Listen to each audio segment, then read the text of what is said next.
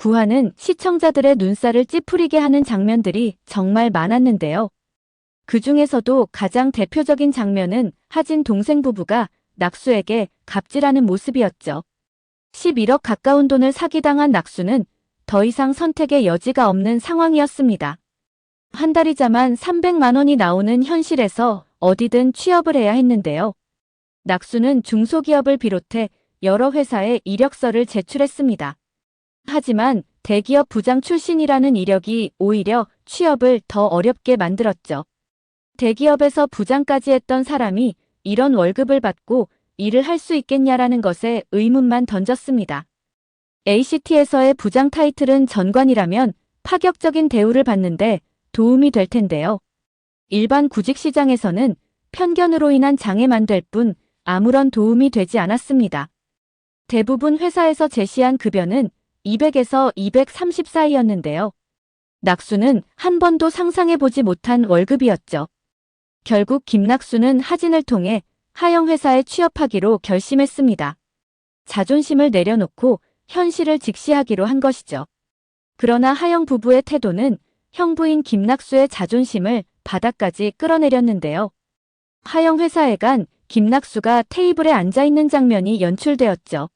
하영은 자신이 이사라며 테이블에 앉아있는 형부를 보며 면접 보는 것 같다고 비웃듯 말했습니다. 급기야 김낙수에게 자기소개를 하라는 말까지 하며 그를 더 비참하게 만들었는데요. 사실 하영 부부는 김낙수에게 이사 자리를 제안한 적이 있었습니다. ACT보다 훨씬 더 좋은 조건으로 모시겠다며 사정까지 했었죠. 하지만 낙수는 ACT를 자신의 목숨처럼 생각했기에 퇴사할 줄은 꿈에도 몰랐는데요. 그래서 그 제안을 이런지하에 거절했었습니다. 그런데 그런 형부에게 자기소개해보라는 말은 너무 심한 상황이었죠. 이어서 더 황당한 장면이 나오는데요. 언니인 하진이 이 장면을 보면 얼마나 속상할까 생각될 정도였죠. 자리도 없다며 김낙수에게 책상도 주지 않은 채 사무실 한켠에 앉아있게 만든 것입니다. 직원들의 태도 역시 가관이었는데요. 택배 심부름부터 커피 심부름까지 온갖 잡다한 일을 시켰죠. 그럼에도 자신이 친 사고를 생각해 말없이 움직이는 낙수를 보며 정신적으로 괜찮을까 하는 걱정이 앞섰습니다. 그런데 드디어 기회가 찾아오는 듯 보였는데요.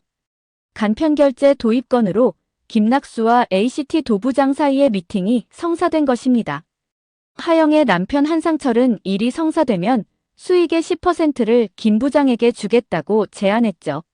낙수는 오랜만에 열심히 제안서를 준비해 퇴사 후 처음으로 ACT를 방문했는데요. 하지만 엘리베이터 안에서 공황 증세가 나타나기 시작했습니다. 간신히 버틴 낙수는 자신 팀원들과 도부장이 지켜보는 가운데 브리핑을 시작했죠. 그러나 공황장애 때문인지 말을 계속 버벅거리고 자신감을 잃기 시작했는데요.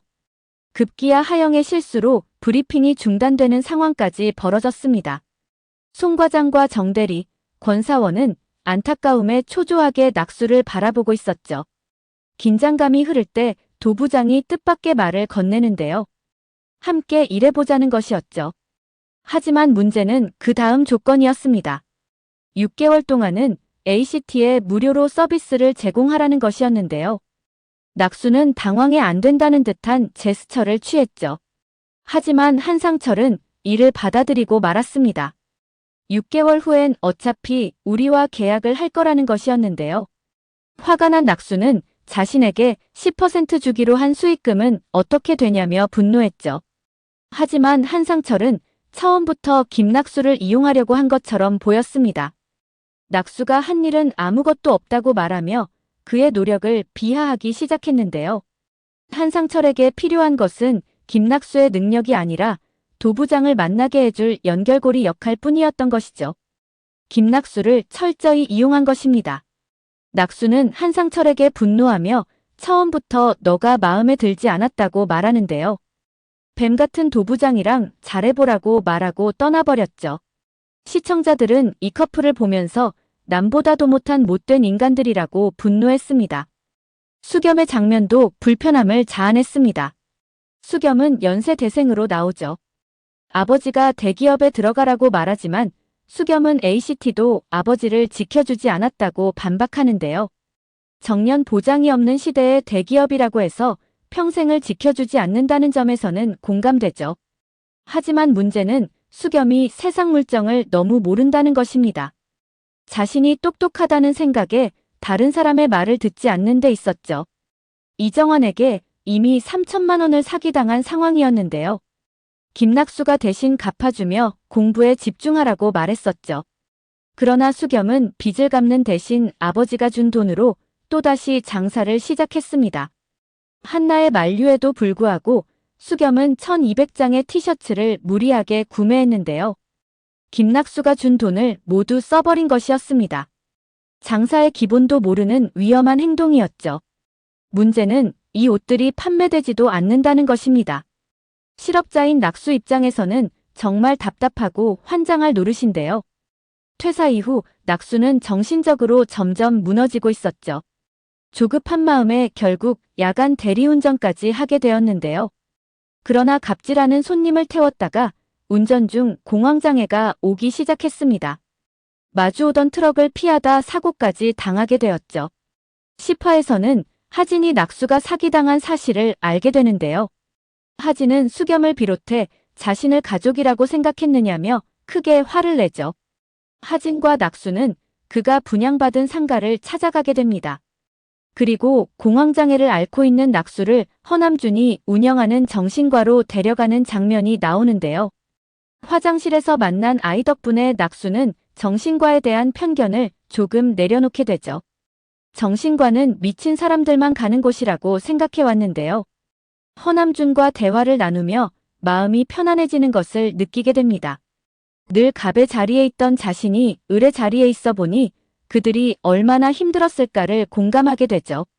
낙수는 하진과 수겸에게 그동안 자신이 행했던 일들에 대해 미안하다며 사과합니다.